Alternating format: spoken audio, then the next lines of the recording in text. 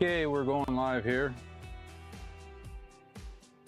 Gonna do things a little different today. I'm doing a mow, but I am going to start by talking about how to mix urea pellets. And I've done this before.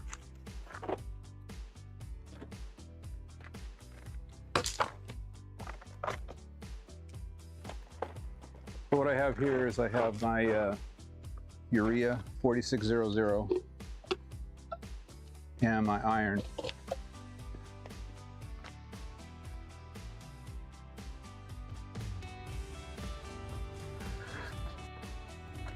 And urea, iron, turn this around. So it's iron sulfate heptahydrate. And this is only iron, and it has sulfur in it too. I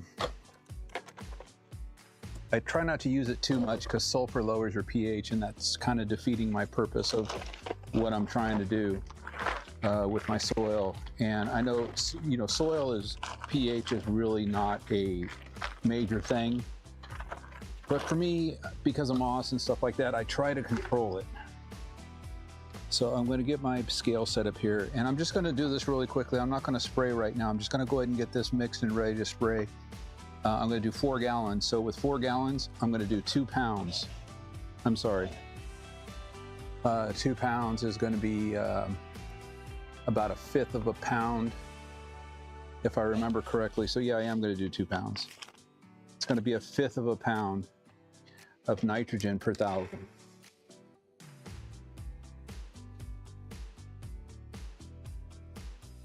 So my scale was already zeroed out. And you know, I appreciate those guys that have commented on appreciating the content that I'm putting out. You know, the fact that I'm trying to put out good content. Oh, sorry, I see that I'm cut out here a little bit. Let me raise the camera up. Sorry about that. Not that you guys really need to see me, but anyways, so I have 2 pounds here, and I'm not going to put it there. I'm going to put it in here, and I've already screwed up. Let me see if I can do this before that makes a difference. So I checked my pH on my water, and that's for the iron. Like I said, I've already screwed up because I put my urea in there already. Well, let's just see what it's at, because the sulfur is going to lower the pH of this. I'm not quite sure what the iron's going to do. Generally speaking, it's around 8. It's between 7 and 8, my pH in my water.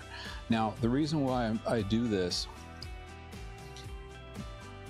is when I first started using this type of iron, the first bag I got was from a golf course superintendent. And the instructions on it said to buffer the pH to 7. So about 1/4 of a cap. This is pH down, just lowers the pH. I think some people use citric acid. I'm not quite sure. But there's other things you can use. But this is basically pH down. It's leaking a little bit. And that's going to lower the pH in the soil. Now, I add usually 8 ounces per 1,000 of this iron. I'm going to add 6, so that's 12, 24 ounces. So that's going to be 1.8 pounds? 6, 24, yeah, that's exactly 1.8 right there. So that's all I'm going to use. And I do the iron first because I want to let it sit in there, and I want to let it kind of just melt just a little bit. And I'm going to use a paint stirrer, and I'm going to stir it. And then I'm just going to apply this like I would any liquid fertilizer. Always keep your bags tightly sealed So I tightly seal my bags and I keep them in a bin. So I'm going to go ahead and do that right now. And then I'm going to grab my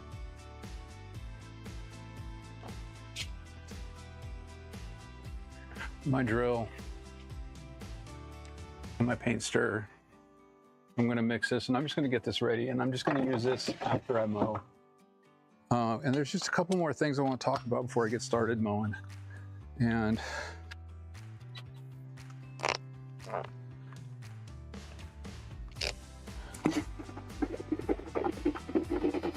so I was watching another guy's live stream yesterday, and he was talking about he uses a square bucket to mix his urea.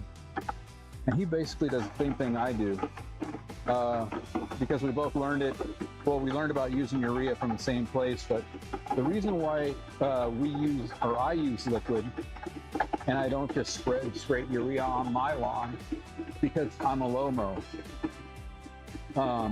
If your grass is, cut at 3/4 of an inch and higher, you can generally get away with just putting the urea pellets down and watering it in.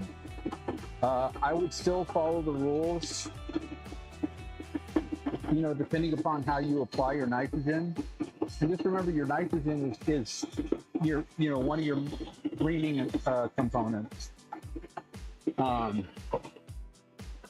sloshing all over the place, sorry. You see, I do this on my concrete because I really don't care about staining. I mean, I power wash and all that stuff in my driveway all the time anyways, but I'm not as concerned about it. I'm sure if you have a really nice driveway and you don't want it stained, don't do this. Do this on the dirt. But yeah, since I'm a low mow, I have to spray my nitrogen on. I have to do a liquid. And because I already have to do a liquid for iron, and like I said, I don't use iron every time I do nitrogen. But these are the two components in any nutrient product that anybody is selling you that's going to green your lawn. Everything else in any nutrient product that's not nitrogen and not iron is not going to green your lawn. So don't think that because somebody's selling you a bottle of something that has other stuff other than nitrogen and iron, that those things are greening your lawn. I've heard many a lawn care YouTube guys talk about adding their special products and their special things and all that stuff, and all of it is what makes your lawn green, and it's not true at all.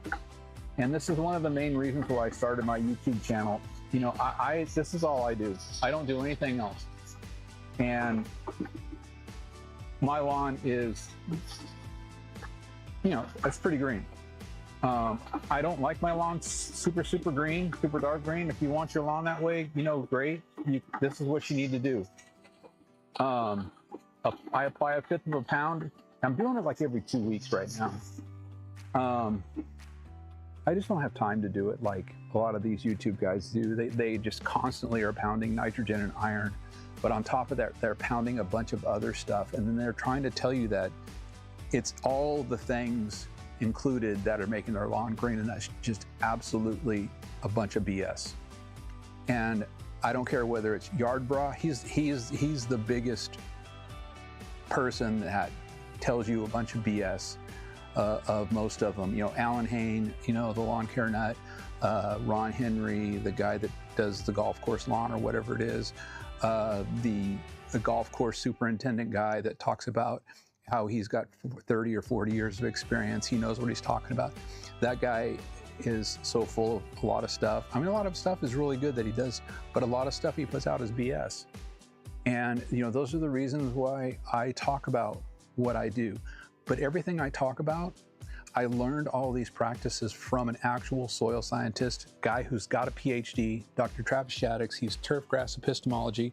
I know a lot of people are starting to talk about him now because a lot of the people that really want to do things right are starting to follow his practices. But in following him, they're learning that he speaks the truth. He knows what he's talking about. And he goes over study after study on all these different things, from liquid aeration to dethatching products to the differences in different types of phosphorus, you know, the use of milorganite. You know, milorganite, I know a lot of people tell you to use it, especially, you know, Yardbro doesn't talk about it so much anymore, but I know a lot of people talk about milorganite, especially when they're doing a, what do they call that, a pre-germinate of their seeds, their grass seeds when they're planting them. They like to mix their pre-germinated grass seeds with milorganite to spread it because they need a carrier. Me personally, whenever I do that, and I don't do it, but if I were to do it, I would probably do it with some really dry silica sand, and I would let it sit out in there and kind of dry out a little bit. But I don't pre-germinate. I mean, I'm very impatient though, and I don't like to wait for my grass to grow, like my son's grass right now. It's just now been 7 days, and we're just starting to see a little bit of sprouting in his grass, but I'm just so impatient. And I grow Kentucky bluegrass, and that is like the slowest growing grass of all of them.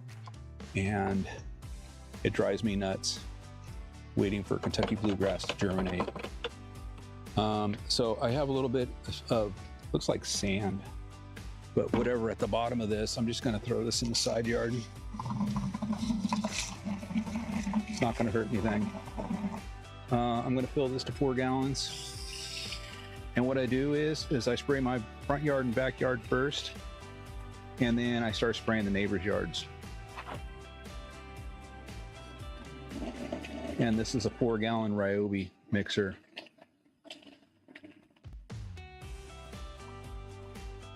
I only use Ryobi because I have the Expandit, so I have all the batteries for it for 40 gallons.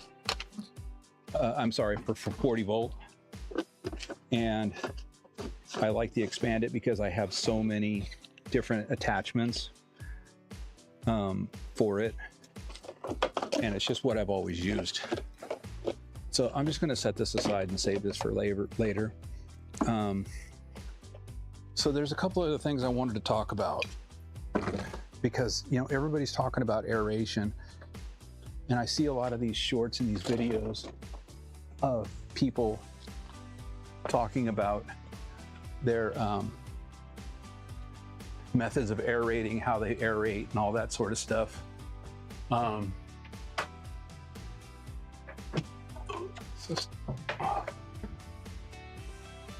And it drives me nuts because I just saw one this morning. You know, we were driving somewhere, and I don't drive on the weekends. So we were going somewhere, and I was watching some shorts and stuff like that, and this guy's video comes up, and he's talking about how he does aerating. And I don't even think he was really talking. It was just a video of this guy aerating his lawn with one of those, you know, things that you use your feet and you stomp on it. It's got like 4 prongs across, and you're stomping on it to aerate your lawn. Okay, well, he proves in his own video the reason why he doesn't need to do it. Because first of all, if you can punch that aerator into the ground and get those plugs out like he was doing with ease, there's no reason to do it. And in fact, there's pretty much no reason why a homeowner, with few exceptions, but there's really no reason any homeowner needs to aerate their lawn. There really isn't. The science and the research papers prove it. Unless you have a really extremely compacted soil where you're like driving your cars up on your grass and you're compacting it daily, and it's a clay soil, and it's just been compacted into the, you know, the soil is so compacted that moisture can't even get through into it. But you need some compaction in your soil. And this is one of the things that we learned in one of the bigger research projects and studies that Dr. Shaddix went over, where the capillary action of the soil and the sand actually has to work properly with the proper amount of compaction.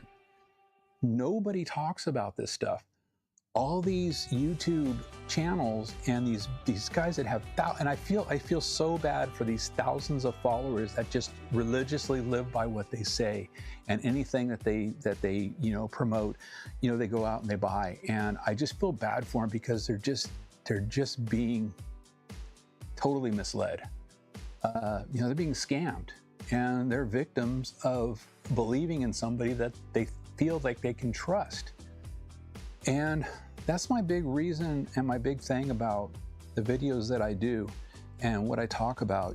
I may misspeak here and there, but for the most part, a lot of the information that I try to go over and give to people is research-based. I mean, Travis Shaddix, he's got a PhD. A PhD is a doctorate. Doctorate means he's a doctor. And the only reason that means he's a doctor is because that's what a doctorate is. That's the highest level of education you can get in the university systems. And that's better to master's, that's the next level up, and it's pretty much the end of the line. And not only does he know this stuff, but he practices it in research.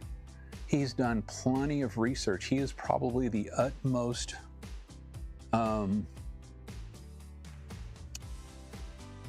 person with knowledge on iron and applying iron. You could learn so much from that guy and some of his videos just about applying iron that it will blow your mind. This guy can talk about iron for hours and hours and hours, and he literally has videos on his YouTube channel talking about iron. Many videos of them. And he also talks about phosphorus. And that's my other really big thing about these YouTube channels that are telling you how to use phosphorus. Alan Hain, Yardbrough, and Ron Henry are the biggest channels that I've seen where they tell people to apply phosphorus on a totally insufficient data-based way. A lot of them, not all of them, but a lot of these YouTube channels go off of these soil tests, and they tell you to soil test, and a soil test is just a picture, but you don't know how to read it any more than I know how to read it. And just because your soil test says you're low on phosphorus or whatever, that doesn't mean you need phosphorus. There's lots of factors that go into play with phosphorus and needing phosphorus. Same thing with potassium. The NP and K. Nitrogen is pretty much the only nutrients that a homeowner needs to add to their lawn. Adding phosphorus, pretty much regulated in almost every state. And here's the problem, and here's why I talk about it so much. The irresponsibility of these YouTube channels constantly telling people to apply phosphorus at an over rate application is irresponsible. And what's going to end up happening is the government's going to start regulating fertilization in your yard to the point to where you won't be able to apply nutrients to your own yard. You're going to have to hire a licensed applicator to come out and apply nutrients to your yard. That's where it's going. At the rate that these just totally irresponsible YouTube channels are going with how they tell people to apply these nutrients. If you're applying a triple 13 and you apply it more than half the rate, more than once a year, you have placed more phosphorus in the soil than your yard's going to be able to use probably for 4 years. And that's just a number, and that's just a guess, but I'm just saying, I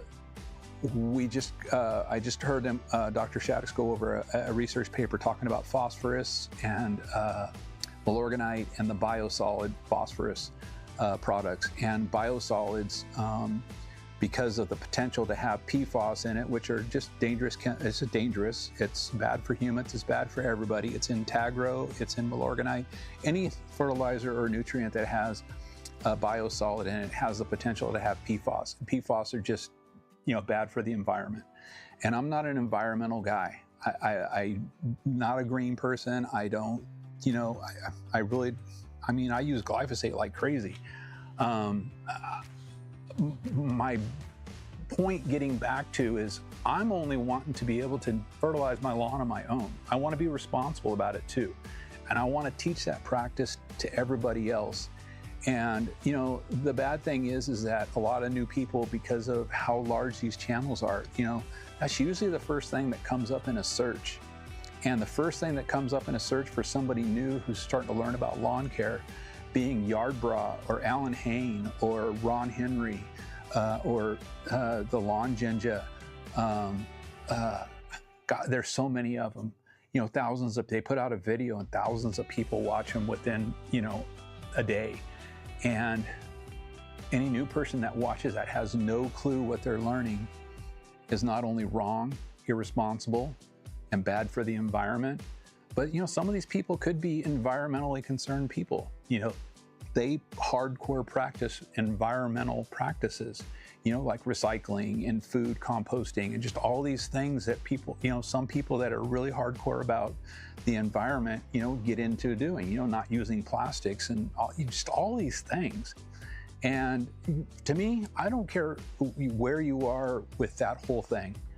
What I care about is where you are in your lawn with doing these things, because I don't want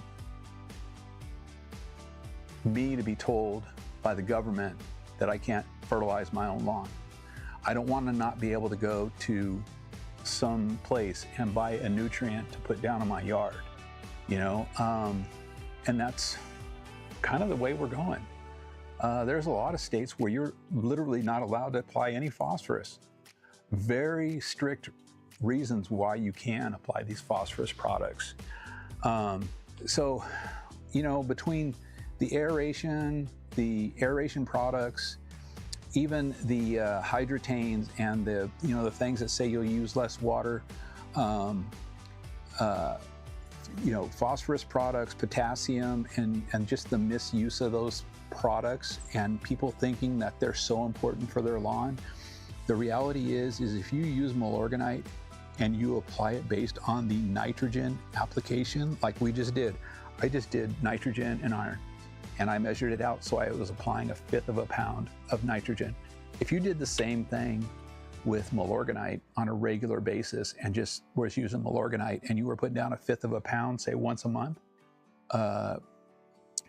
even at the 1/5 of a pound rate, you're already applying more phosphorus in your yard than that yard's going to need in a year, easy. So just think about it. If you're applying a 13, 10, 10, 10, 13, 13, 13, 18, 18, 18, whatever the number is, just think about how much irresponsible waste you're putting in the lawn. So what happens with all that extra phosphorus? It sits in your lawn, it leaches out, it runs off, gets in the storm drains, runs to the rivers, runs to, you know, the oceans, the sound, wherever, the lakes, the ponds, whatever you have in your area. That's where this stuff runs to. And our irresponsibility as people on YouTube telling people to do that is what's going to cause, you know, these sorts of regulations to get harder and stronger. I know in Washington State, they're already starting to talk about more restrictions on applying phosphorus. And, you know, I don't really care because I don't use phosphorus. I don't. But I don't want them to tell me I can't apply nitrogen or iron. You know, those are the only two things I really apply. You know, I don't want them to tell me I can't put down, you know, a pre-emergent, you know, all these sorts of things. So I wanted to just talk about that first thing in this live, because I really want people to understand, you know, and I know that I'm not some big, huge YouTube guy, you know, gaining, you know, I don't even ask people to like and subscribe, because you know what, my reality is I'm not doing this to become, you know, somebody who 1,000 people, whatever, hundreds of people, you know, watch in an hour. I'm doing this because I just hope that some new person with some sort of open-mindedness to learn sees my information and thinks about it. Maybe he goes out and does his or her own research and starts looking into it. And that's all I can ask, and that's all I can do as a person. I will never be a big YouTube channel, never. It's not what I do. I mean, look at these crazy, stupid videos I put out. I put out crazy videos all the time of me just mowing the lawn and doing stuff, but I talk about, you know, these important things. And I wanted to sit down and talk about it right off the bat, because if you're aerating your lawn once or twice a year, you're absolutely doing nothing, no help to it, unless you have a severely compacted yard. And if you're using one of those aeration tools where you step on it to punch it in the ground and punch holes, and it's taking the plugs out, you're wasting your time and your effort and your energy. You could be applying it to something else, spending time with your family, whatever it may be. I'm just saying that we need to think about all these things that we're doing to our yards to make them look good. How important is being irresponsible to everybody else's ability to take care of their yards by doing something that is way overkill and way too much? I mean, if I could just, tell people, hey, don't listen to what Yardbra says. Don't buy his products. His products are a waste of money, overpriced, and you don't need them. And the fact that he uses one of those fallacies, I forget the name of the fallacy. I actually have a video I want to put out. I'm actually just going to do a live on it, but I got so many projects and things going on that I'm not going to, get to it for a couple of weeks. But I basically have done all the research on it. But there are so many fallacies in a lot of these lawn care YouTube guys that I just kind of want to point out to people, to get people thinking about what they're doing, who they're listening to, and what they're being told, and then the amount of money they're spending. I mean, God, I can't even think about spending $80 for a gallon bottle of some nutrient to spray on my lawn that's going to maybe go for 4 applications. I spend $80, and that bag of your iron, I use it on 4 different neighbors' lawns. I bought that bag of iron for $35 in June of last year, and I don't even think it's half gone. Urea, I use that a little bit more because I do use it every couple weeks, and I do use it on 4 different lawns plus my son's lawn, and then now I have another project lawn that I'm working on where I'm going to be using it on that. So I go through a lot of urea nitrogen, and I use that because of its ability to slowly raise pH in soil, and my only concern is about moss in this area. So please, if you take away anything from what I'm trying to say here, is I'm trying to say just think a little bit more about, maybe do some research when you hear somebody telling you of a great product that makes your lawn look great. Okay, just because I put this on my lawn and it makes my lawn look green, okay, that doesn't mean it's going to do it to your lawn. You could have some other issue with your lawn. Okay, I know what iron and nitrogen does to my lawn. It makes my lawn green. My putting green is looking a little, light right now. My Kentucky bluegrass, I'm just trying to get it to grow. I've talked about the bare spots that I have in my yard from using ethyl fumigate in December. Killed a bunch of POA, but I damaged some of my Kentucky bluegrass. Now, most of that is almost all filled in now. It's actually really crazy how quickly it's filling in.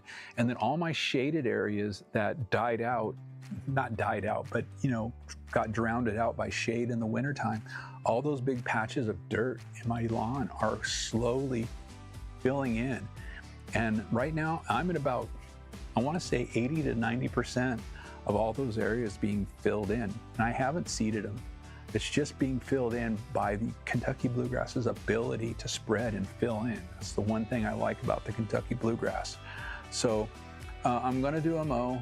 I have my mower here, but I also have this guy back here, and I think you can see it. I'm just going to talk about this real quick. So my friend Jason found this Toro Greensmaster 500. I don't know how old it is or anything like that, but he was helping a guy clean out his parents' house, and he basically just told me to come get it. They were just getting rid of a bunch of stuff. He found this, and he sent me a picture of it. And I said, well, if you're just giving it away, I think I paid $25 to these guys because they were just trying to get rid of stuff to make money to go to the dump and get rid of other stuff. So I gave them $25 for it. I'm just going to clean it up. It's going to be a little project for me. Not like I have time for it, but the thing about it is, my friend at work told me if it turns over using some starter fluid, that's a good engine. And it does. First crank with some starter fluid, that thing started. I put a new spark plug in it. I cleaned the carburetor out, just sprayed it and all that kind of stuff. And I used starter fluid, and that thing ran for about 4 seconds on some starter fluid. And it's actually pulled a couple of times and started. It needs a gas tank because it didn't have a gas cap for the gas tank, and the gas tank is totally rusted out. A friend of mine told me how I could get rid of that, but I actually just already bought a whole new gas tank for it, and I bought a new fuel valve, and I do have a new carburetor. But I'm going to slowly just kind of add, these new things like a gas tank and that fuel valve, and I'm just going to run it on. I have a new air cleaner and all that kind of stuff. And I'm just going to, if that engine starts and runs and I can get it working good, I'm just going to do it. And I'm just going to clean it up. It's an actual greenskeeper. I mean, look, this thing's got 3 rollers on it. I don't know how all this stuff works because I haven't really looked at it. I've had it for maybe 2 weeks. And I just started working on it last weekend where I was able to get it started, but then I realized really to get it running, I need to get fuel going through it. So I'm trying to get that all done. The fuel valve seems to be stuck though. So that's why I got a new one of those. It was like 20 bucks. So that's a project. I'm kind of looking forward to that. It is a greenskeeper. It looks like it adjusts, has some pretty easy ways of adjusting. So I'm just gonna let that kind of stew for a little while, and I'll probably start working on it maybe next winter. I mean, maybe, I don't know. I've already got another yard to do through the yard that I'm doing right now. And, I'm just trying to help people out with their yards, making them look better. I'm gonna go ahead and get started. I have my mower set to mow my Kentucky bluegrass. My putting green. And I'm going to go ahead and just kind of get that set up to do here. So I'm making an adjustment here. This is really super bright out here right now. So I hope this video is going to work a lot better than my last ones. I've done a lot of research on trying to get things going. So I don't have that whole issue I've been having with, now that I move this camera right here, I'm going to go out. So I've done a couple of things differently. Just want to make sure it's on my live setup. So hopefully we don't get any choppiness going here. I haven't really started moving around. As far as I can tell, things are going pretty good. I've got my drone over here going. So I'm gonna go ahead and get this thing going. And then I am going to get to mowing. Now I got a couple of videos to show while I'm doing my height of cut adjustment. And I'm gonna talk about one more thing, and that's tea seed meal. Because I had somebody contact me about using tea seed meal, and I don't know if he's going to be watching or listening. If he was already earlier and he tuned out, I did get an email from him today, but I was right in the middle of trying to get all this stuff going here, so I wasn't able to get back to him. And I need to go over to my other yard, and I need to apply some. I'm going to apply some 24-hour grub killer over there because there's a grub problem. And it's pretty much ready for seed and sand. But anyways, I'm gonna talk about some tea seed meal while I'm mowing here, just to kind of help this guy out. He had a few questions. This is my putting green right here. It looks great.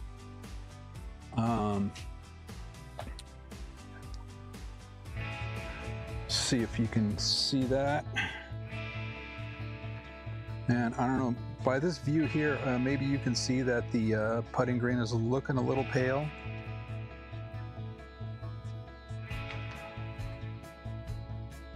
In this view. So I'm just trying to make sure that all my screen changes are working before I get to mowing. And it takes, I did mow in the middle of the week. Oh, there it goes. Okay. So there's like a 20-second delay on all these view changes and stuff like that. because that's just what YouTube is. It's automatically delayed. It's live delayed 20 seconds.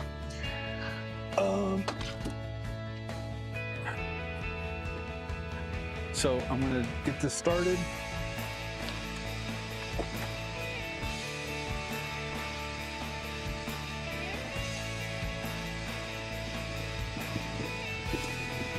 Oh, it started without any choke. That's great. So when I adjust, I need to check the oil on this thing. So I did make some adjustments on my microphone. I hope it's working. I'm just trying to make it so that the noise canceling of the mower and all that kind of stuff is working a little bit better. I'm gonna move this mic real quick. I had a problem with this in my live earlier today.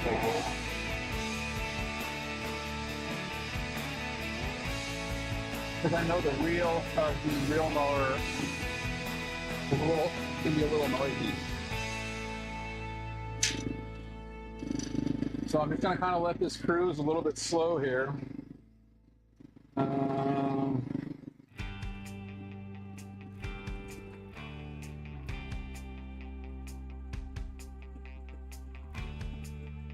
So every time I'm mowing here, I'm kind of cutting more and more into my new seeded area. Now I still have a couple of areas that are driving me nuts because they're not growing in as fast as I want them to, which is fine. So I'm going to talk about tea-seed meal real quick. So tea-seed meal is something we use to help cut down on the worm casting. Now, I'm mowing at 2 millimeters on my putting green right now. That's 2 millimeters. It's a legit putting green cut height for regulation golf courses. You really can't cut much lower than 2 millimeters. But if you have worm castings, that's kind of a problem, because the worm castings, everybody knows what worm castings are, I think. Maybe not. Worm castings are those little mounds of dirt that come out of your grass when a worm is coming out for air. Now, when the soil's not really moist and it's not really cool, like the hotter it gets, the less the worms come out. So the question is, I don't see any castings. Should I treat for worms? And if you haven't treated it yet, yes, treat for worms. Because that tea-seed meal is going to get down in the soil and it's going to start working at making these worms pop out of the ground. Now, is it going to get all the worms? No. Tea-seed meal is something you can do if you just have a really huge worm population and you want to cut back on it. Because even people who cut their grass, an inch, 2 inches, 3 inches, you're going to notice worms and their casting based on the bumpiness of your yard. Okay, that's what castings do. If you have a bunch of worms, you're going to have a bunch of castings which are basically just big dirt piles that are coming up out of the ground, and those worm piles are creating bumps in your lawn. And because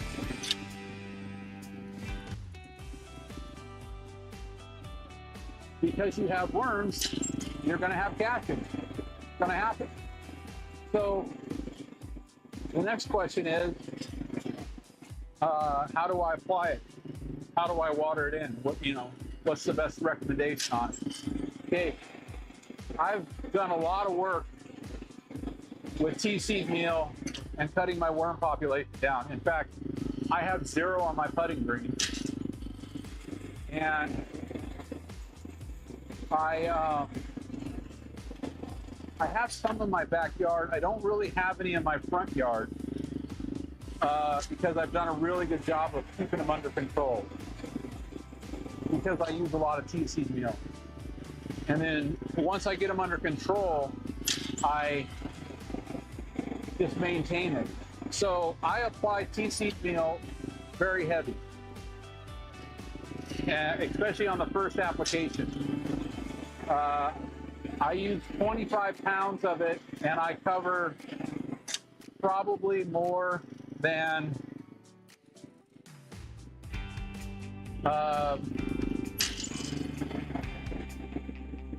3,000 square feet.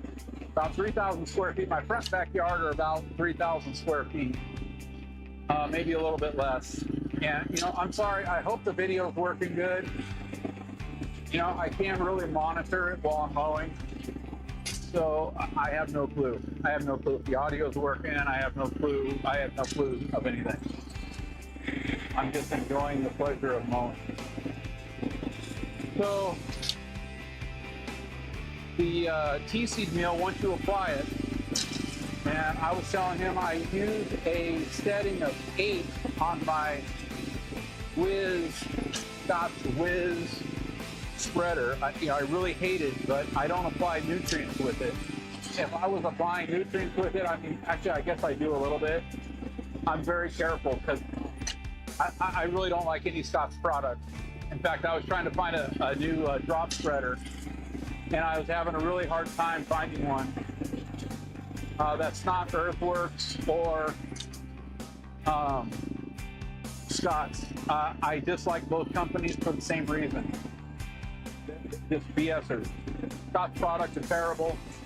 I don't like them. And then the reasons they tell people to use their product, a lot of it is BS. So I don't know what to tell you. Anyway, I use the Whiz spreader at a setting of 8, and I just lay it down. And it's not going to hurt your lawn. It's not going to hurt anything. The dead worms aren't going to hurt the birds that eat them. It's totally non-toxic. Tea seed meal is just a byproduct of when they take pea seed and they, crush is probably the wrong word, but extract the oil out of it. And the byproduct of that process is called saponin. And saponin is the ingredient that is killing the worms. Now, what it does is, when this saponin gets wet and it gets down in the soil on the worm, it irritates the worms so bad that they want to just crawl out of their skin. And they just want out.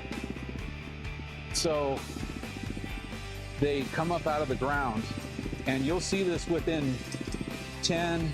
Oh, here's a. No, that's not a worm cast. I don't know what that is.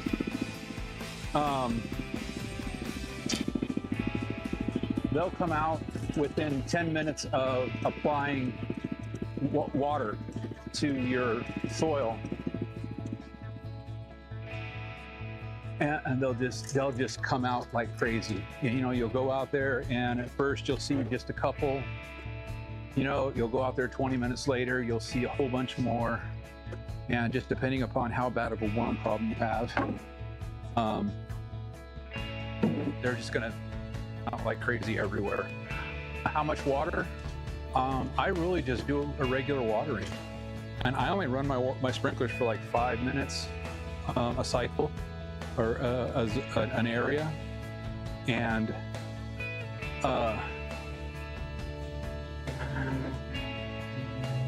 so I'm just going to move one of these cameras in here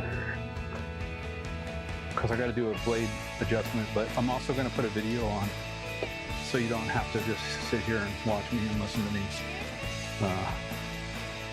do this, because every live I do this, but I have to adjust it. So I'm going to go from 2 millimeters down to I'm doing 7 right now. I liked the 7 cut before, but I've only mowed my Kentucky bluegrass once this week. So I need to get this.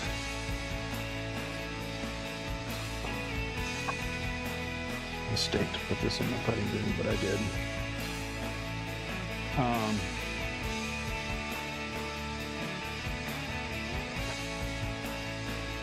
I'm gonna land my drone. I didn't mow my Kentucky bluegrass this week. I only mowed my putting green, and I mow it at 2 millimeters, and that's really low. And as you can see from this here, let me fix this real quick.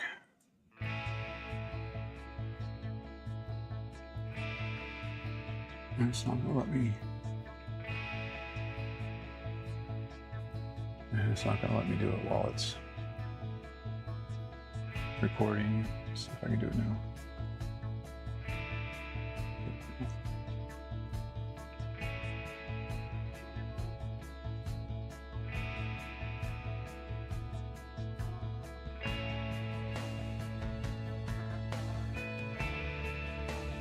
Sorry, yeah, no, I can't walk and chew gum. Okay, so that's probably a little better color of what the putting green looks like without so much glare and brightness from the sun. Yeah, the sun's out in Western Washington, imagine that. So the drone's getting ready to die, so I'm just gonna go ahead and land this thing.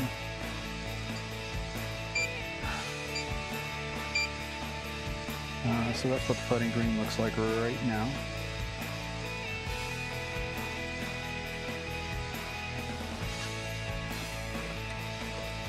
So yeah, like I said, I'm doing the Kentucky bluegrass at 7 millimeters, but I'm also going to need to probably mow it twice because the temperatures are really good right now. Our soil temp is, I don't know, I haven't even checked our soil. Let me go look at it real quick. It's right here. Our soil temp is almost 68 degrees right now. 68 degrees is prime microbial activity time. It's the sweet spot. If you got a fresh thing of nutrients that went down, fertilizers and things like that, your microbes are just going to town right now. And that's kind of the key thing of how you know when's a good time to apply nutrients, your soil temperature. A lot of people talk about all kinds of different things, but the reality is the temperature of your soil and the activity of your microbes is the biggest factor of when to apply nutrients. I start applying nutrients at 50 degrees. When my soil temp's 50 degrees, I know my microbes are already active, although they're not fully 100% active. They're active enough to start processing that nutrients in it.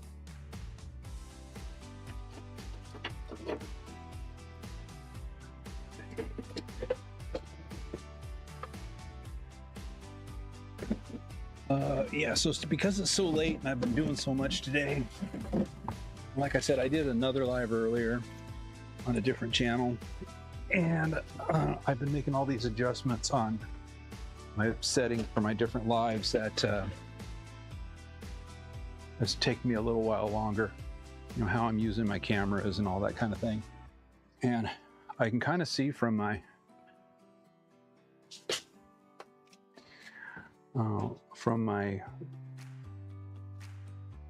display here that it seems like I have taken care of my choppiness on my, oh shoot, yep.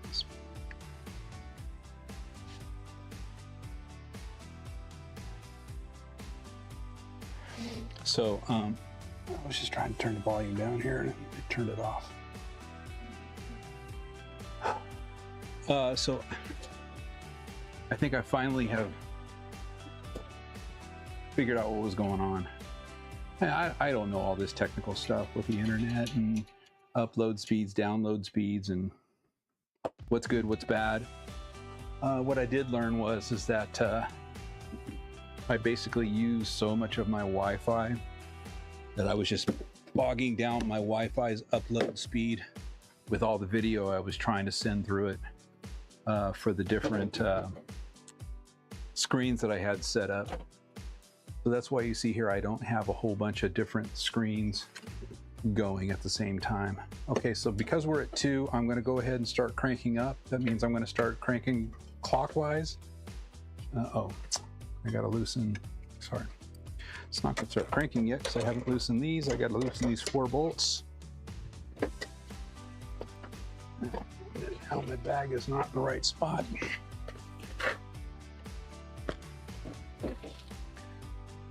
Let's see here. So I'm going to continue to talk. I'm going to play this video. This first video is just pics of my putting green, close-up pics of my putting green and things like that. And then I have another video of just a project I did. But I was doing the, shoot, loosen this side.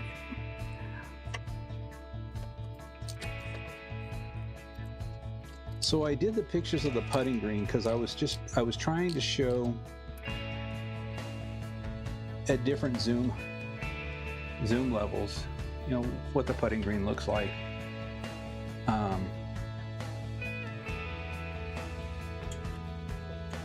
Let's see here. One side is more than the other here. I can figure this out. And I was just trying to zoom in on it. Those pictures were taken almost 2 months ago, I think. I want to say in the middle of March, sometime. I think the 8th of March is when those are from. And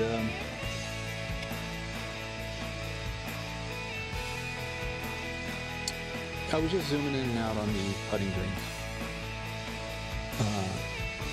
after mowing and stuff like that. And I was kind of in the video I was talking about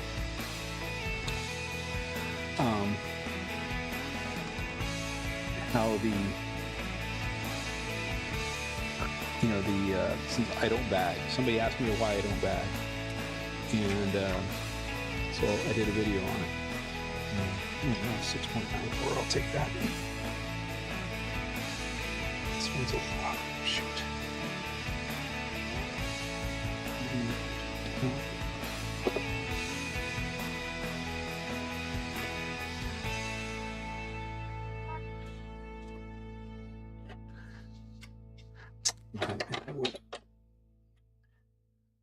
Sometimes I really don't like this adjusting thing because it doesn't always ride properly on the bed knife.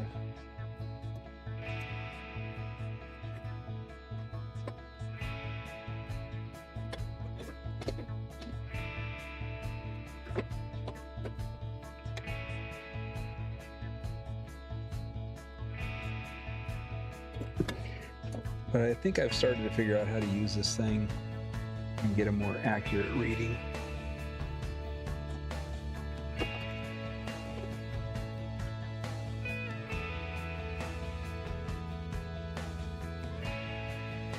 But yeah, I found if I don't raise and lower the bed knife at the same time, we're gonna call that good. That's 7.5 on one side, 7.9 on the other.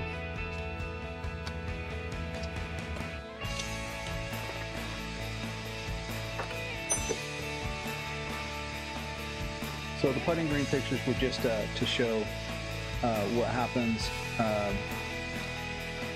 mowing low and not catching your grass clippings. You know, you'll see a lot of what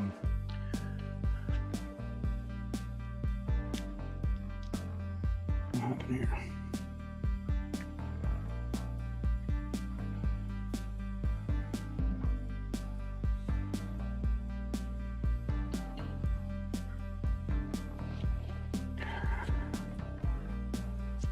Everything ended. Sorry. You'll see just how you get some, you know, composting grass. You know, grass turning the dead grass, the cut grass turning brown in the grass, and you really don't see that color in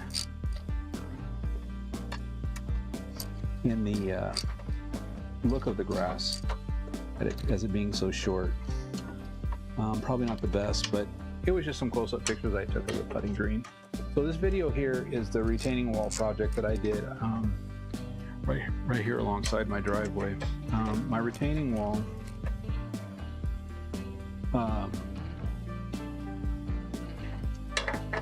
was half that height, as you saw in the video when I started it. And when I redid the yard, I only had so many bricks to do that retaining wall. So I just used what I had. I'd got some more and I made it a little bit bigger, but I didn't make it big enough. So it was kind of a three-stage project. I did it with all the used bricks. Then I went and I got some more bricks and I did some more. And it wasn't high enough because the yard was just dropping off from the yard level to the driveway, the wall along the driveway there. Especially since I raised my grass level. And I had another video I did on that where I raised my grass level right up against my sidewalk that goes up into my house. And when I raised that grass level up, I had a really steep drop off from that point down to my driveway, and it was becoming hard to mow along that edge. So I wanted to make it even. I've been working a lot on my yard to get a lot of these areas that are level. I got mostly, I've taken out a lot of planters and moved things around, and I've planted just more grass area. So this is the retaining wall project that I did. Is it a professional retaining wall? No, definitely not. Like I said, it's just something I was doing. I did it over 3 different periods, a time, and just as I was willing to spend the money to put in on it.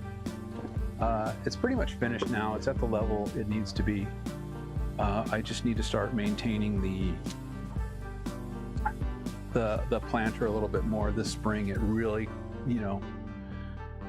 the planter, I'll just put a little camera action on it right here now, because I think that video is from January. So this is what it's looking like right now.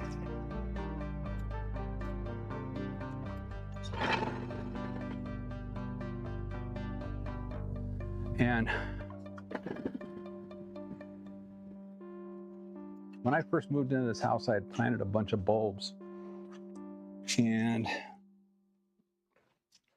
different things. And that was, 20 years ago. And I've, pulled the bulbs up, I split things, I've done things. I really like dahlias, and so do the rabbits and whatever else likes to eat them. So something eats my dahlia roots.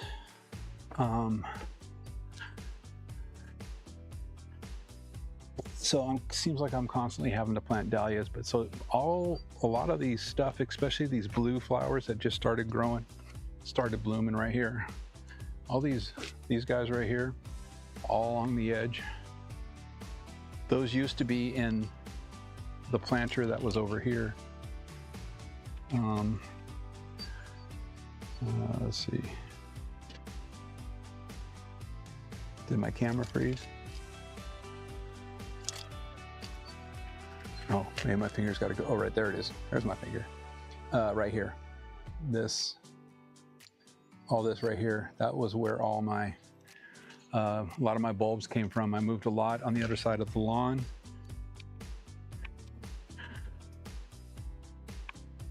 So while I'm doing this, I'm changing the battery on my drone. Gonna put it back up in the air. Like I say, I'm just doing a mow and I'm just talking about stuff. No big deal. Hold on.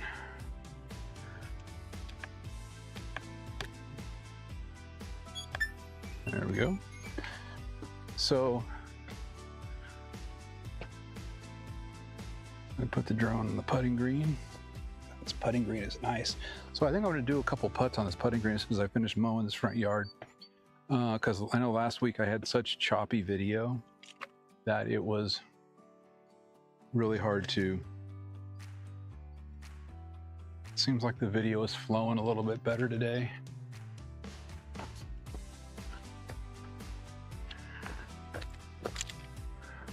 So we'll let that happen. I'm just gonna let this lady walk by before I put my camera out there. Oops, wrong button.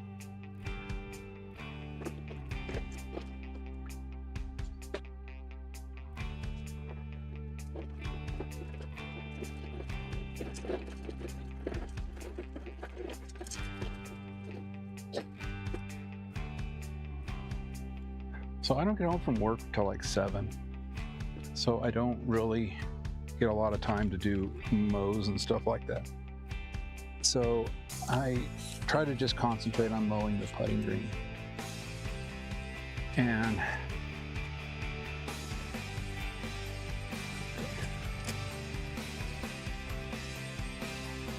let's see if I can keep this a little more level.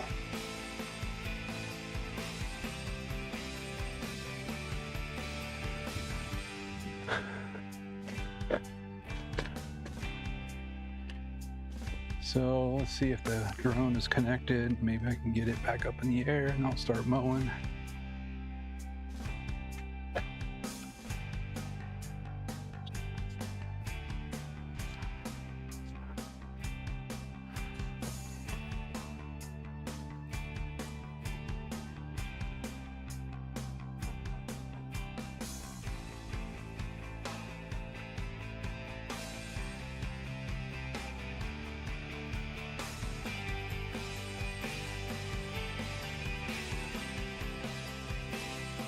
I've told you how bad of a drone pilot I am. I'm really terrible at it.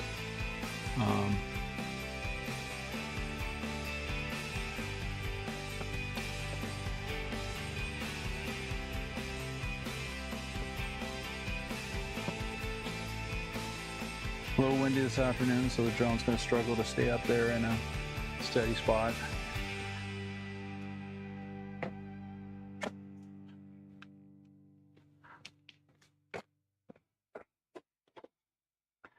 So yeah, so since I don't get home from work till 7, and you know, I usually try to eat dinner first before I get out and mow, and I just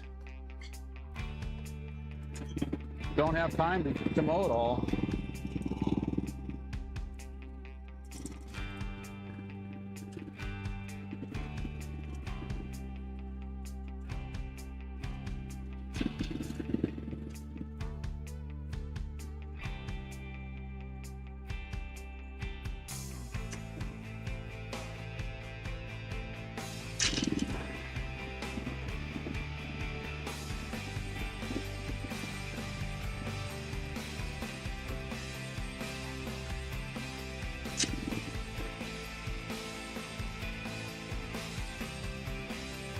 You really need to cut back those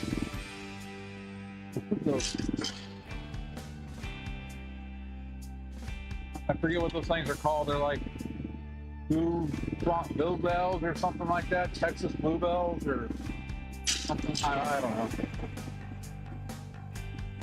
When I put them in there, I didn't know how well they were going to do. I didn't know if they were going to grow back or what. I just threw them there because I needed to put them somewhere.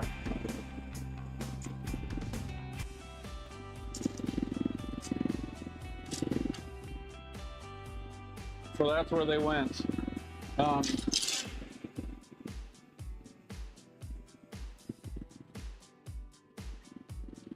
So a lot of my points that I try to make in my videos are really, I just want to try to help people, you know, learn some of the real science behind, you know, grass. You know, I just felt that I was just being lied to by all these YouTube channels. Because I was like, you know, when the only reason I started watching YouTube lawn care was, you know, I changed my whole lawn up, and I wanted to make it, look really nice. I wanted to have a golf course lawn. That's how I got on with watching Ron Henry. God, what a mistake that was.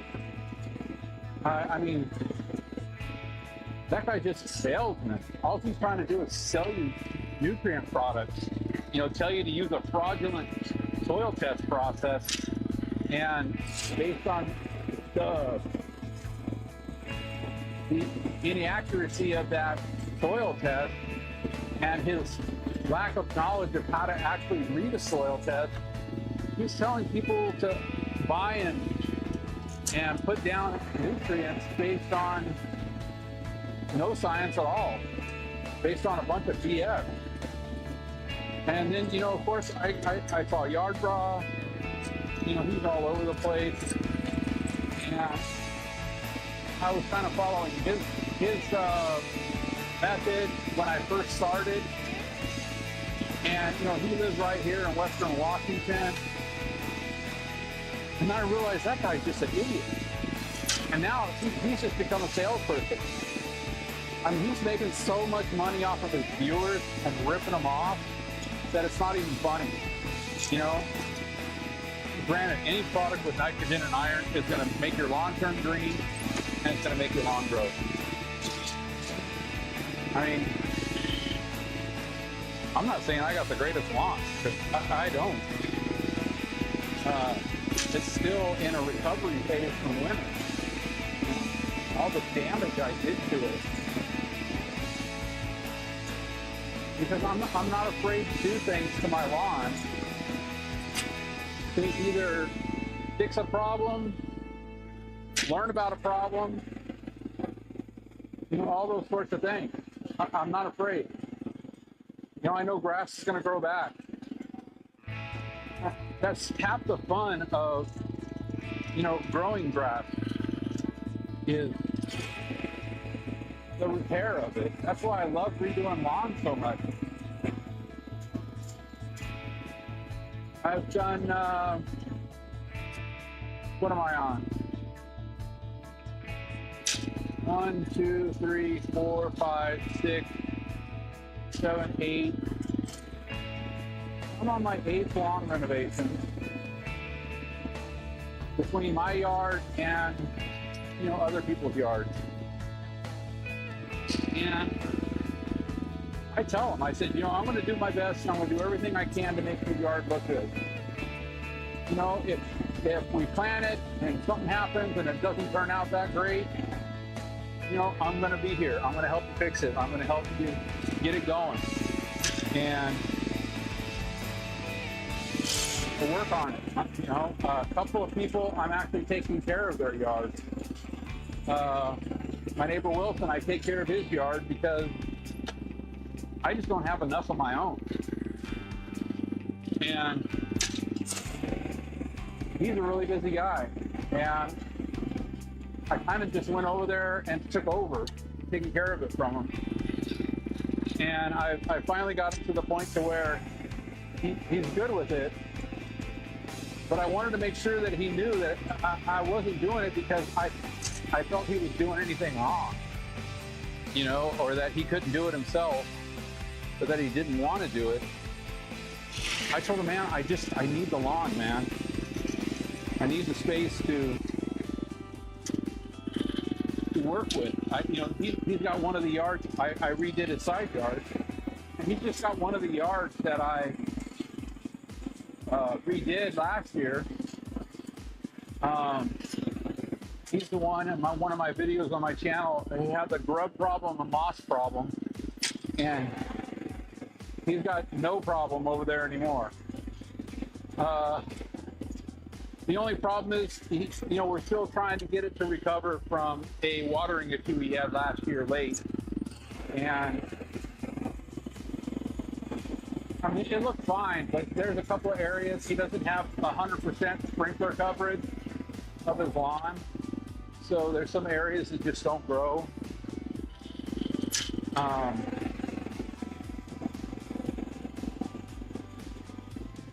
So I'm just working on that side yard there by his garage, and then I'm also working on his main yard. And I started taking care of it earlier in the year as well, late last year. About September, I just started taking care of it. And now it's looking really good. He's really happy with it. And he just wants to have a nice lawn. And I just told him, I said, you know what, man? I want you to have a nice lawn too, but I want you to enjoy it with your family.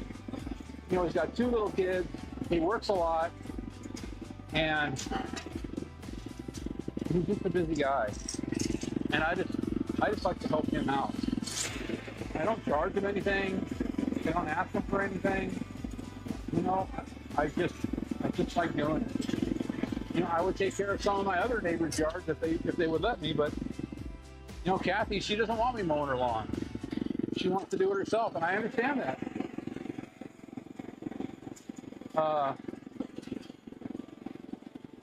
So I'm just trying to teach them about, you know, proper mowing techniques, you know, how we're going to take care of their yards, you know, with the nutrients we're going to use, how to apply the nutrients.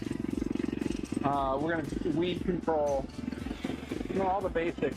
You know, Kathy's yard, when we redid it last year, we did it late, so it's taken a little longer to come back, but it's coming back pretty strong this spring. And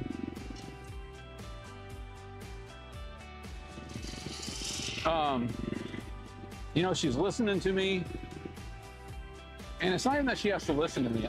I really don't care. I can make suggestions to people, and I can try to help them out, but what they do is what they do. Her big thing was POA, though. She had POA really bad. And what's funny is I'm really surprised at how many people, you know, that know nothing about lawns, but they know what POA is. It's really funny to me. But the yard that I'm redoing right now, you know, I talked to them, you know, they're a Korean couple. I don't know, they're in their late 60s or 70s. I don't even know how old they are. I think they told me at one point, and I was just shocked at how old they said they were, because they don't look it. But, you know, I talked to them about POA, and they knew exactly what I was talking about. And I was like, holy mackerel. I didn't even know what POA was 5 years ago, when I started this lawn care journey with Kentucky bluegrass. All right, so I'm not sure what's going to happen with this one camera when I put it back here, but I'm just going to put it back here. Whatever happens, happens. I'm going to turn it on and see if it's working.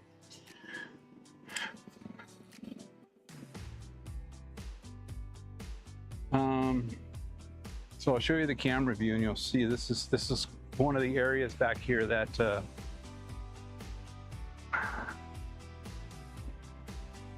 going to move my drone real quick.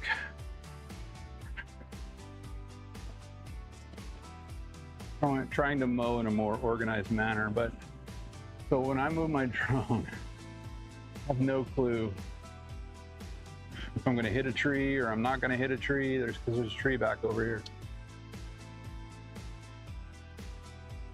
So I'm not even going to mess with it. I'm going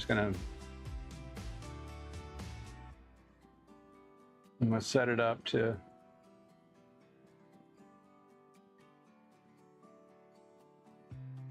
just do a view like this.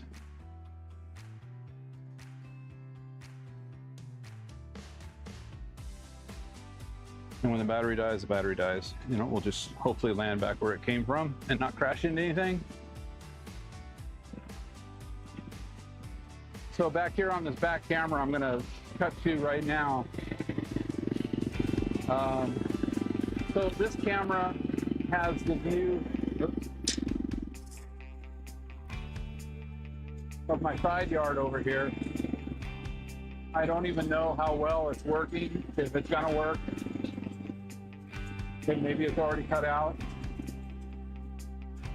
But this big bare spot back here, I mean, it's growing back. So all this right here is just the progression that's going on right now, but I got a lot of, you know, grass starting to grow back in and root back up because it's finally getting a lot of sun, and the temperatures have been really great. So this is all starting to fill in. I have some shade grass mix down in here that's starting to sprout, but for the most part, I'm just letting it do its thing, and whatever happens, happens.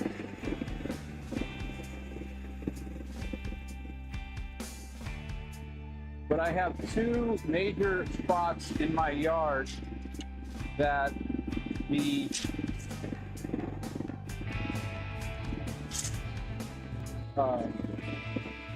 Kentucky bluegrass just doesn't do well in the wintertime. And that's that patch right back there. And then there's another one up in the front over here. I showed it before. It's amazing how long this grass is.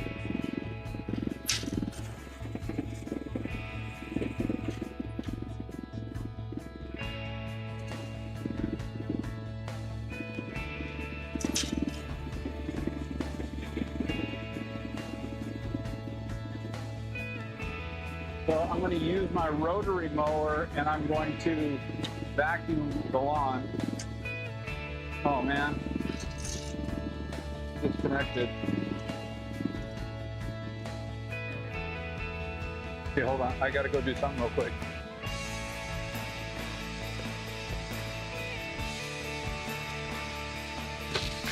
Give me a second.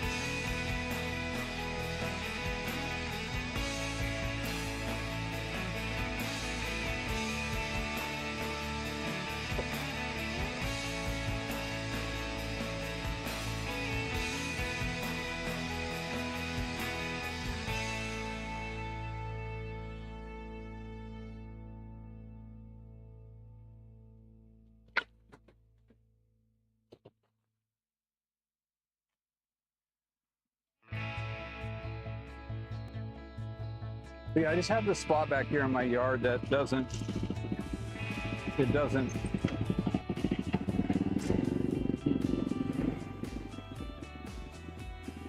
repeater that I have for my Wi-Fi for some reason just doesn't stay connected. So I just lost my control camera.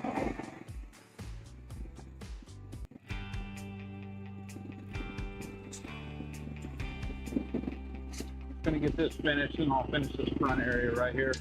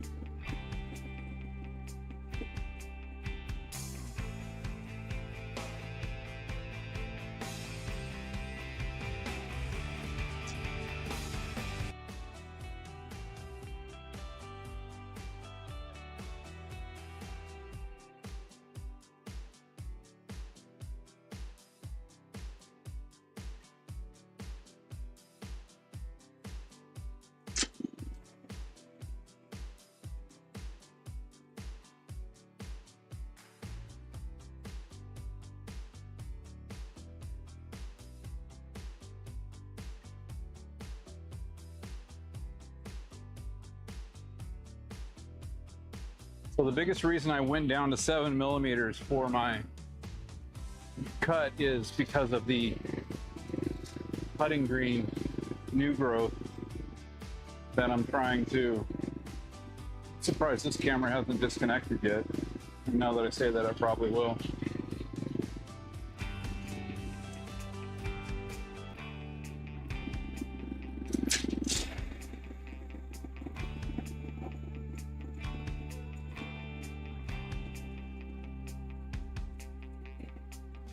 Yeah, with this putting green overseed that I did and the reseeding I've done,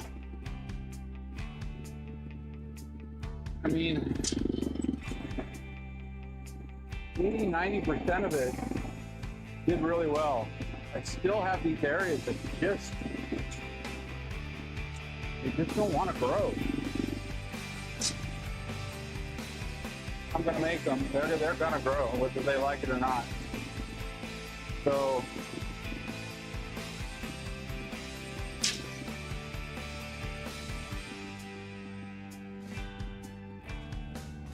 whether it just fills in with the, grass that's growing around it, or what, I don't care. It's going to fill in.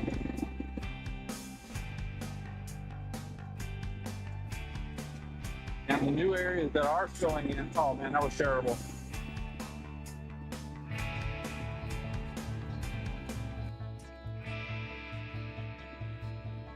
Doing a terrible job cutting grass here.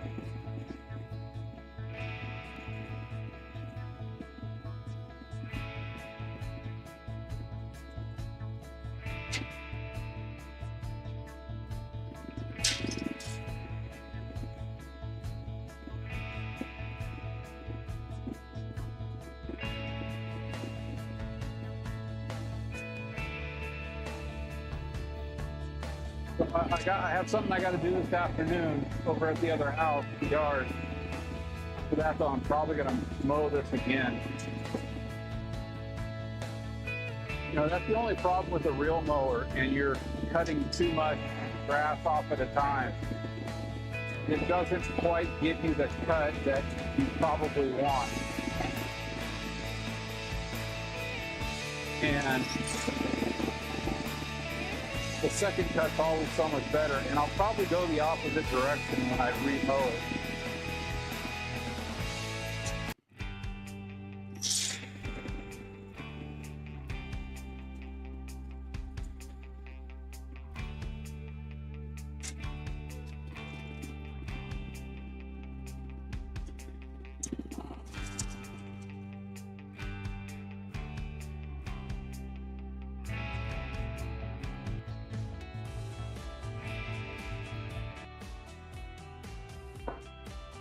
So I don't know how good this video's coming out with these shots that I have set up, but this is a putting green. It definitely needs to be mowed with a rotary vacuum because it was so long. Some of the grass just needs to be, oops, wrong way.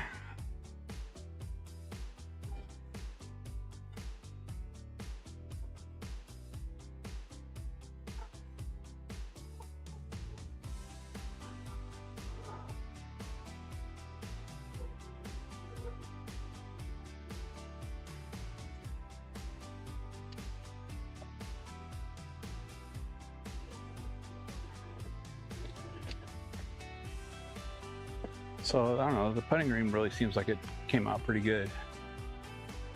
Let me just grab a ball and a putter. See how things roll. I mean, as much as it needs to be mowed, I mean,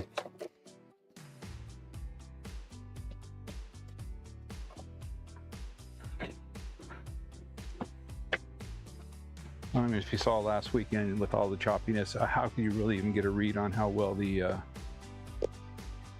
putting green rolled? We'll see if I can make one today.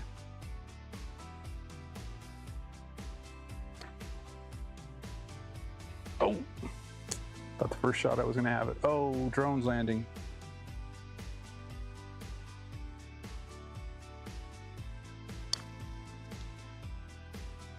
There, oh, dang it.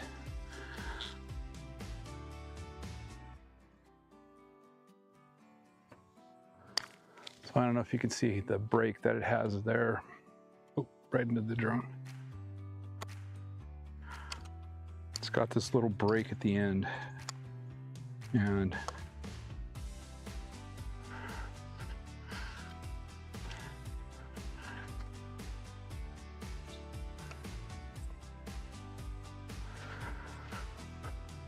set that up for you.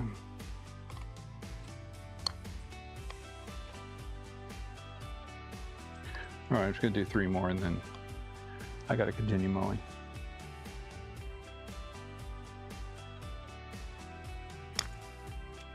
I don't even know if you can tell, oh, man, how barely I'm hitting the ball.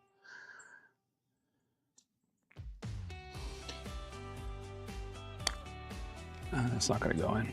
Once I get done with these projects, I'm going to do the stemp meter on it. And I'm going to stemp it just after mowing. That's terrible. Okay, well, I just proved to you guys that I can't put. But I'm going to stemp it.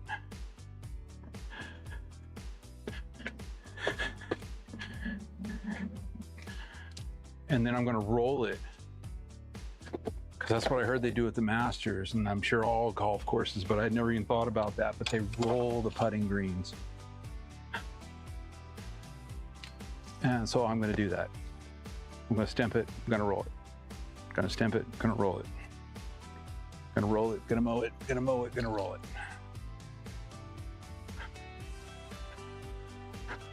All right, so I'm going to set everything up in the backyard. But first I'm just going to do this little patch right here. I'm going to have to move my mower. So hopefully these cameras stay in.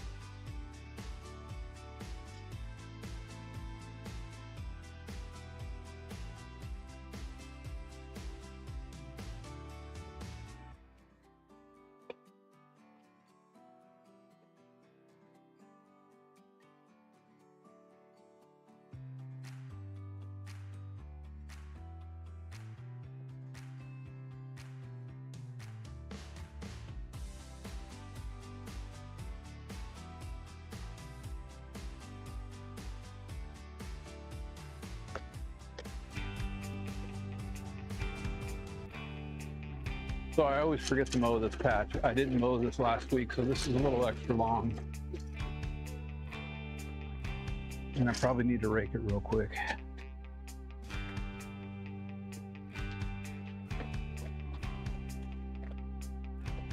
Because it's gonna have some sticks and stuff in it. Some pine cones, all that good stuff.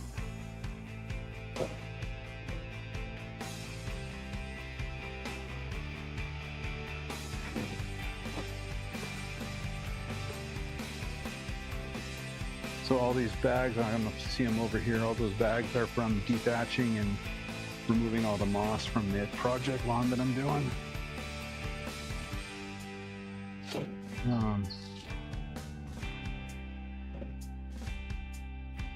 Took me 3 weekends, and I just used my Sun Joe. I have 6 batteries for it, so I can work for about an hour and a half at a time over there. And I managed to get all 5,000 square feet totally dethatched out, all the moss removed.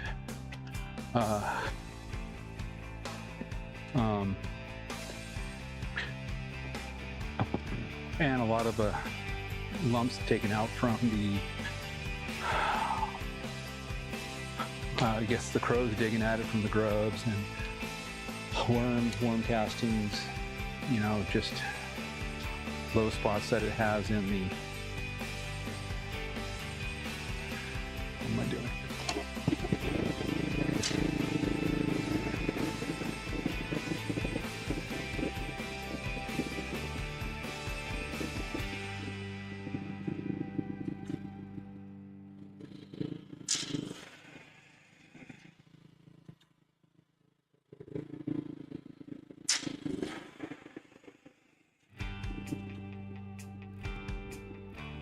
I don't know, that's probably 20 bags full of thatch and moss. And me and Jason just went over there and, you know, an hour and a half at a time, 2 hours, you know, over 3 weekends, 5 days. About 10 hours into it, and totally got it ready to where next weekend I can get it done.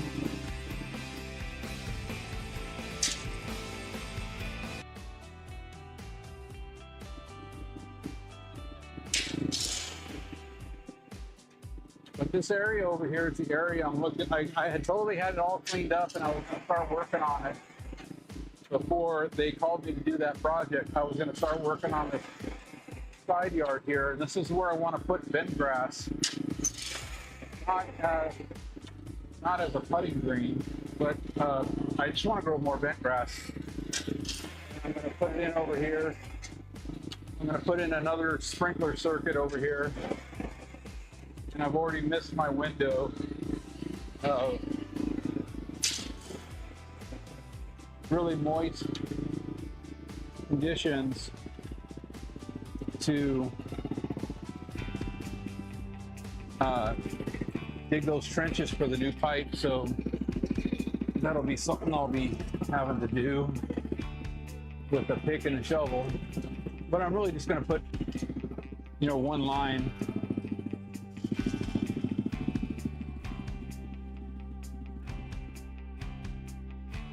One line of sprinklers over here. I mean, this is, I don't know, I don't even know, maybe 150 square feet. It's not very big. So I'm gonna go to the backyard, and somebody asked me about, you know, my Bermuda grass project.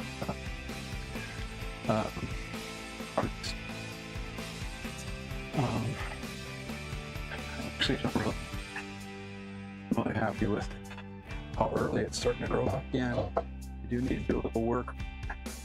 So I'll come back here and I'll show some of that action. I'm pulling my Bermuda grass at 7 mil right now. Actually, I'm not mowing it at all. Sorry, I have stuff on my grass for roasting copper today. I have to get all this stuff clean.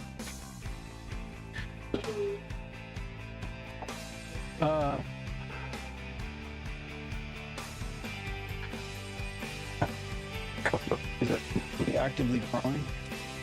Man. So it's like 50%, 50%, 50% growing.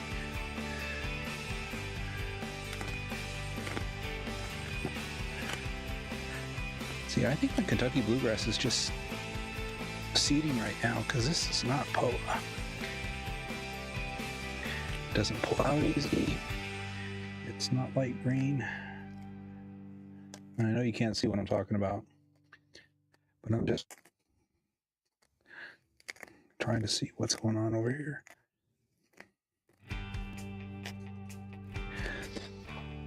Just whenever I see it, I pull them. Doesn't matter what it is. All right, let me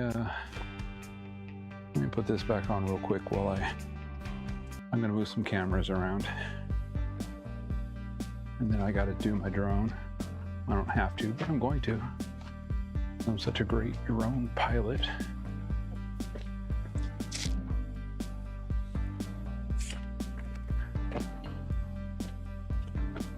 So I don't know how all this area is going to be, but yeah, so that's all the bags of thatch right there. And this is the side yard I'm talking about. Planting bent grass in. It's got a lot of rocks though. So yeah, this is a big, small area, but it's going to take a lot of work to blue signal over here.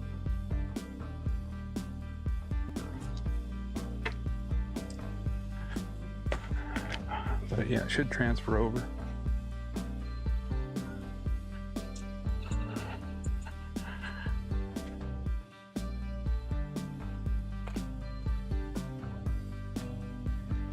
Okay, so I'll change so you can see that full screen. That's the Bermuda grass right there. I don't even know how well you can see it, if you can see it at all. See if that camera reconnected.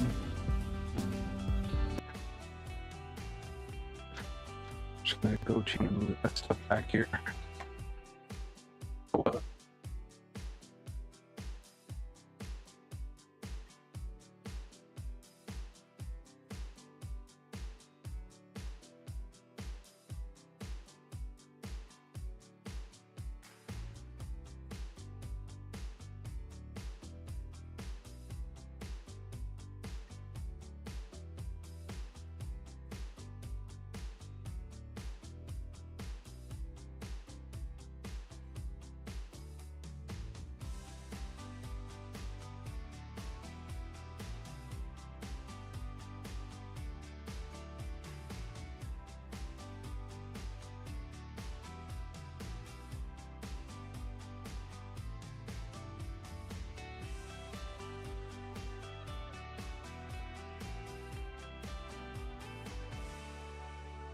The drone came back on.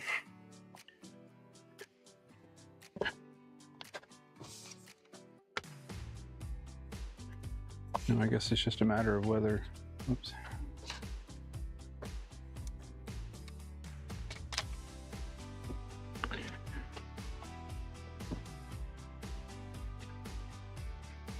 So this is my Bermuda grass.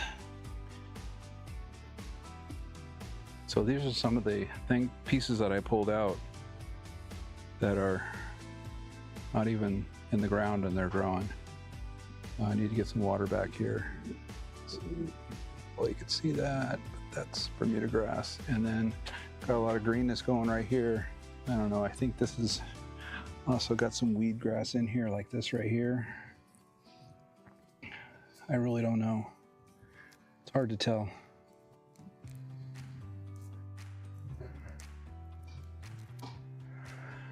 Feels like it's,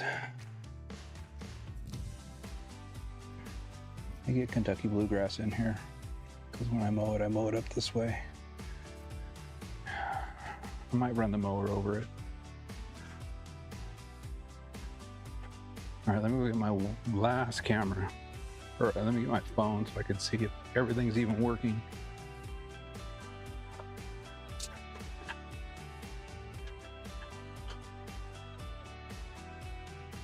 Yeah. Yeah.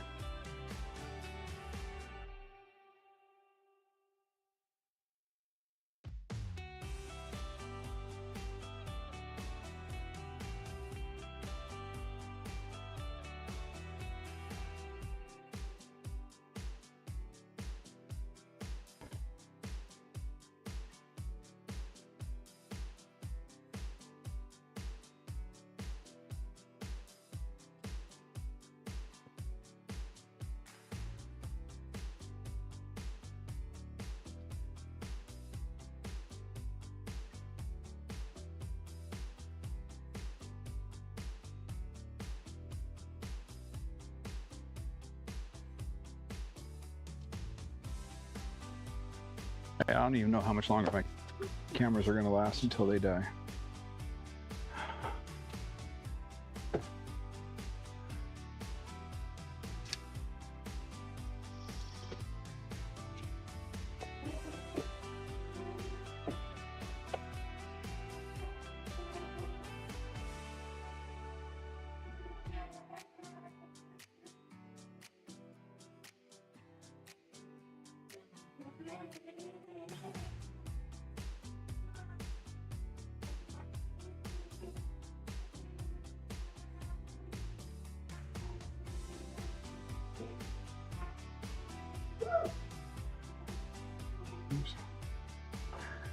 See, I told you I'm a terrible drone driver.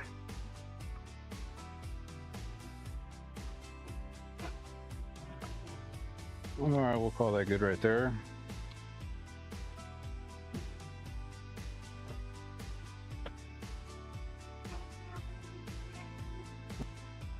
All right. Well, let me turn this camera around.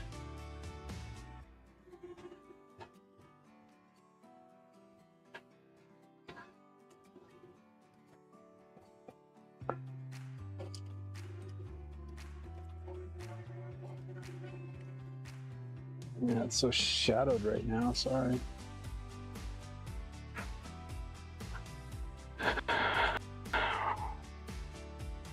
All right, it's gonna take a quick minute to mow this backyard here. This backyard actually turned out really nice. I got a couple of patches to do back here.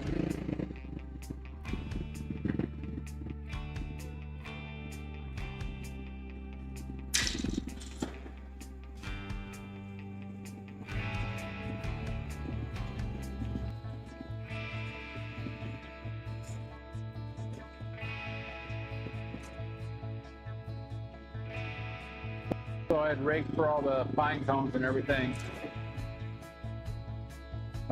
The sun was over and we kicking the ball.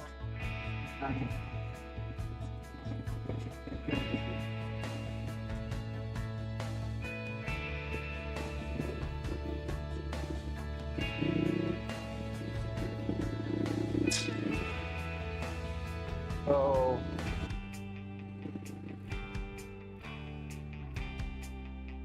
raked everything while we were doing that.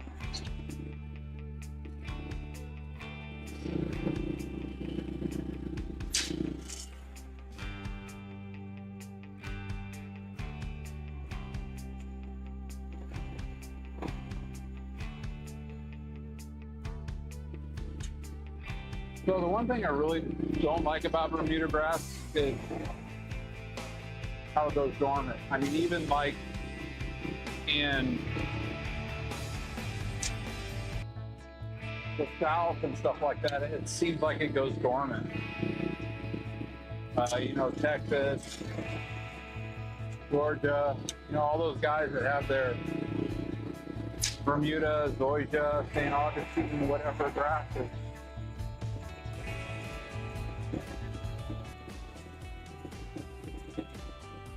You know, and then the amount of time that it takes for it to come back.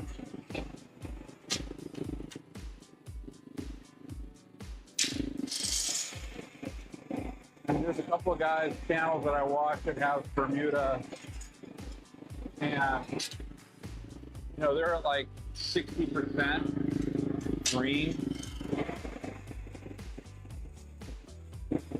And that would just absolutely drive me nuts. Not having grass to mow, you know, not having, you know, I'm gonna do something here.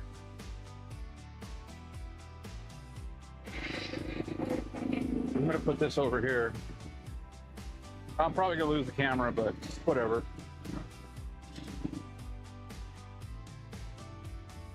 Seemed like it stayed connected.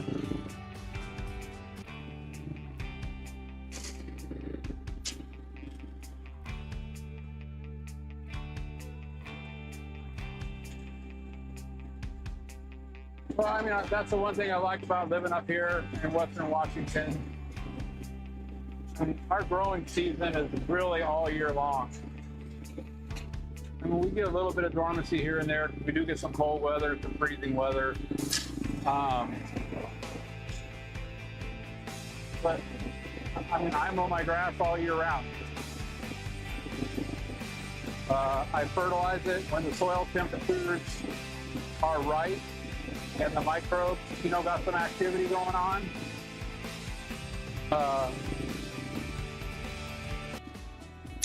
You know, I watch for all those things. And, you know, the number one thing that I've learned from Dr. Shaddix and all his talks is, you know, if your grass isn't growing, there's no reason to put nutrients on it. But, you know, if you have microbial activity,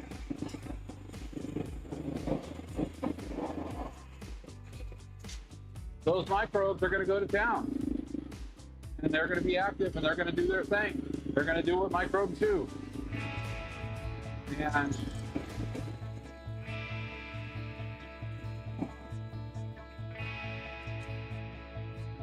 like even this area back here in the corner, which I know I don't have a camera on it, but this area is shaded all winter. There it goes. Yeah, I said I was going to check the oil and I never did.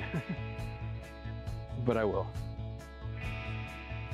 I hope that's the issue. Yeah, my mower just cuts out on incline. And I said last week somebody had sent me a comment on the reason why it's probably cutting out, and do with the oil level and an oil sensor that's in the engine that detects when it's low and shuts the engine off. And you know, when I did the oil change, I mean I filled it up, but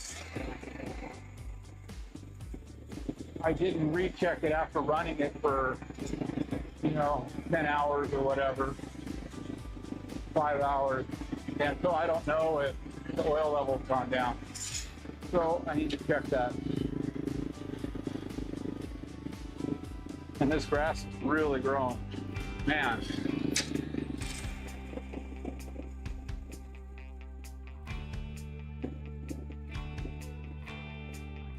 So the one thing about a reel mower, when you don't catch the grass, is, I'm assuming because the way the blade rotates, all the grass shoots out to the right. So I always get a grass line on the right side of the mower. And the grass just kind of piles up there, so that's why I need to mow. You know, and I don't catch my grass.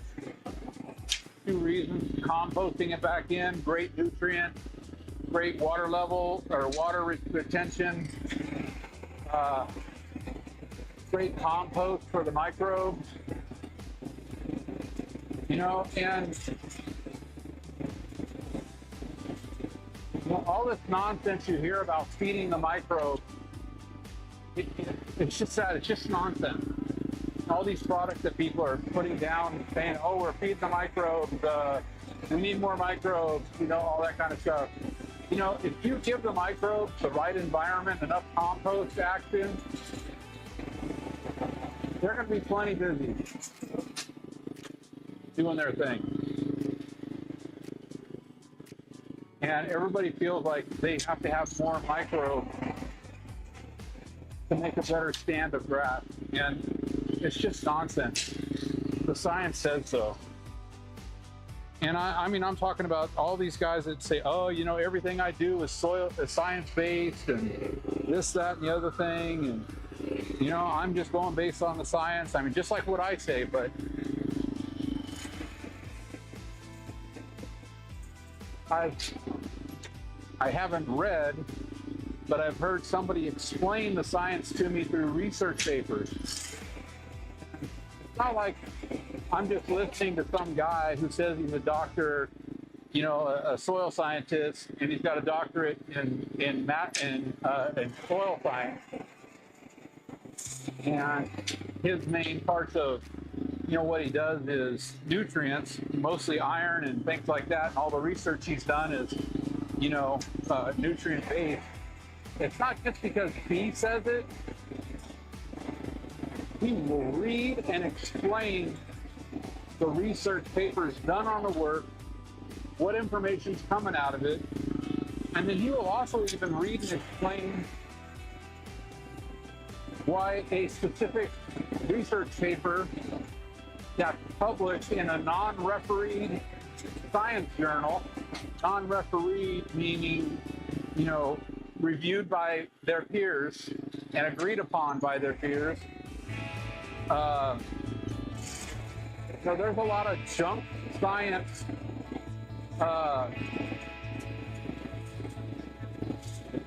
publications that anybody can publish, you know, a paper saying whatever they want, whether it's fact-based or not. And that's really what I like about learning about soil science. I've said before that I'm taking these courses on learning about soil science, soil nutrition, just the properties of soil, their college level classes, and there's something I can just kind of do, whenever I have time. Let's see here if I could find it.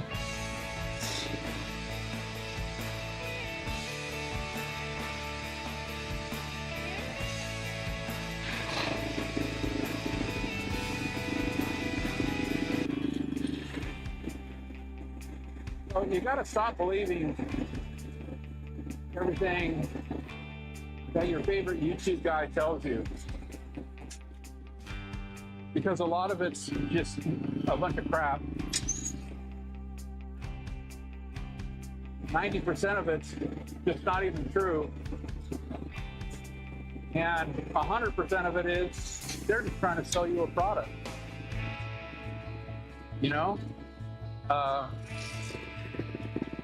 That's the bottom line. And I'm not saying that every single piece of information these guys are putting out is junk. They do have good information. But once somebody tells you that aeration is the most important thing you can do to your lawn, you got to be suspect, because aeration is not the most important thing that you could do to your lawn. Aeration is probably, well, that drone view is really nice.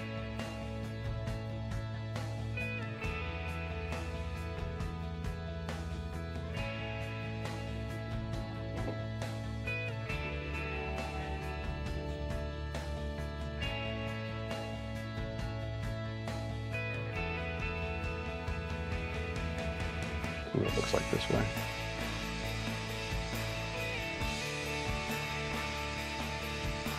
It's a lot harder to... Let's see if I can do this without running into the tree. Oh, see? I didn't lose it though. It ran into the tree, but I did not lose it.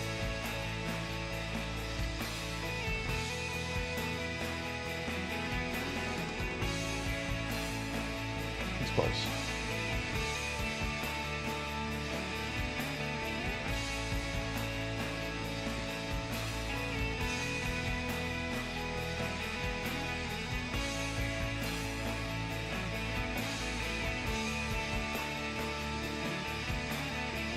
So that's this week's mow. I'm not going to bore you with spraying down my yard with stuff, because if you sprayed a yard once or seen it done once, you've seen it done a million times.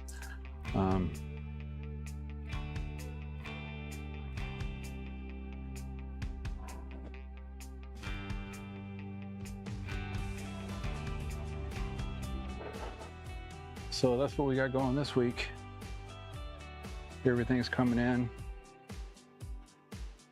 I'll see if I can get a shot for you of what the grass is looking like back here.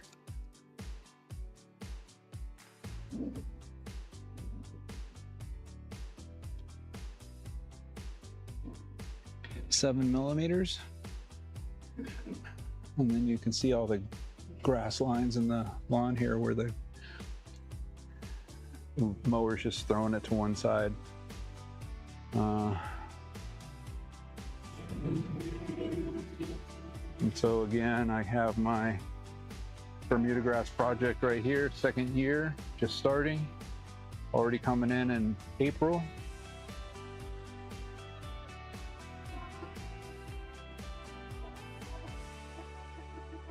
I didn't mow it, but I'll probably mow it tonight when I come back from working over at the other house. So these pieces right here, I was showing everybody that these are just pieces that I picked up out of different areas of the yard along the edge that I'm going to plant. See, some of them are growing, greening up, some aren't. And this is the edge that I'm trying to keep here, to keep the Bermuda on one side and the Kentucky bluegrass on the other. As you can see, I need to mow it. I need to mow. or edge it, I mean.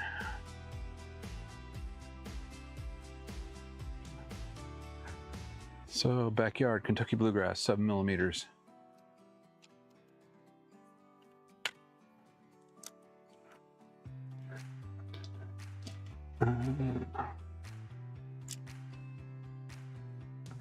All right. I don't even know how long I've been out here, but I had a lot of stuff going on today, and all my batteries are starting to die, so I will cut it off here. I hope everybody has a great rest of their Sunday, and we will see you on the next one.